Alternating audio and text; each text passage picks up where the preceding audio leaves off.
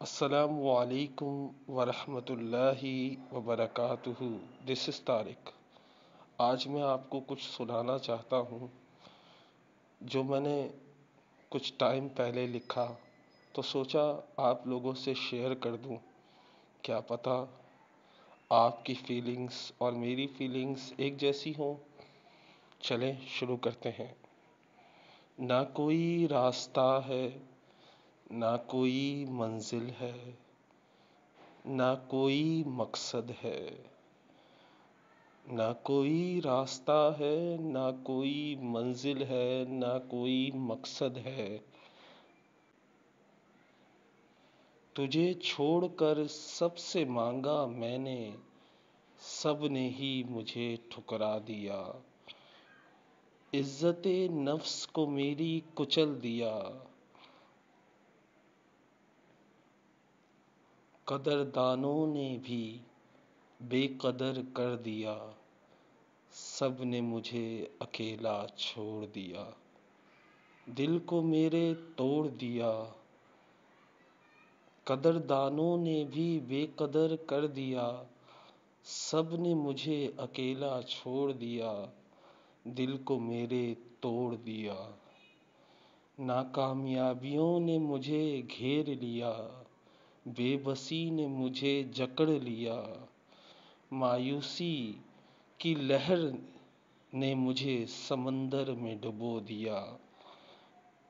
ناکامیابی نے مجھے گھیر لیا ہے، بے بسی نے مجھے جکڑ لیا۔ مایوسی کی لہر نے مجھے سمندر میں ڈبو دیا۔ غلطیاں بہت ہو گئیں، گناہ بہت ہو گئے۔ غلطیاں بہت ہو گئیں، گناہ بہت ہو گئے۔ کیوں اپنوں نے بھی میرے گناہ دیکھ کر مجھے اکیلا چھوڑ دیا۔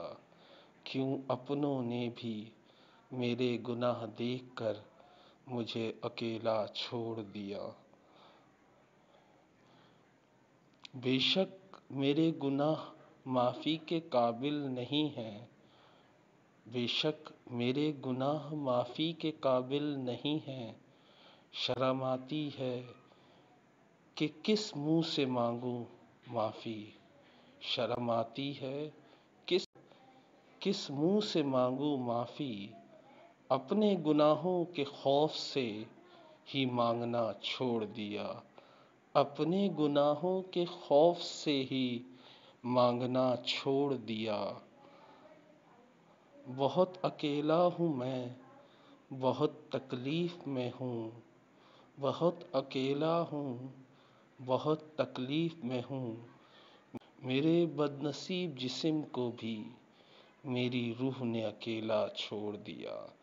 میرے بد نصیب جسم کو بھی میری روح نے اکیلا چھوڑ دیا۔ امید کرتا ہوں یہ آپ کو اچھا لگا ہوگا۔ اگر اچھا لگا تو ضرور بتائیے گا۔ کچھ ایسے ہوتا ہے وقت جب ہم چاہتے ہیں کہ ہم کچھ لکھیں، اور اس لکھنے کو آئی ہوپ آپ کو اس میں کوئی بات بری نہ لگی ہو۔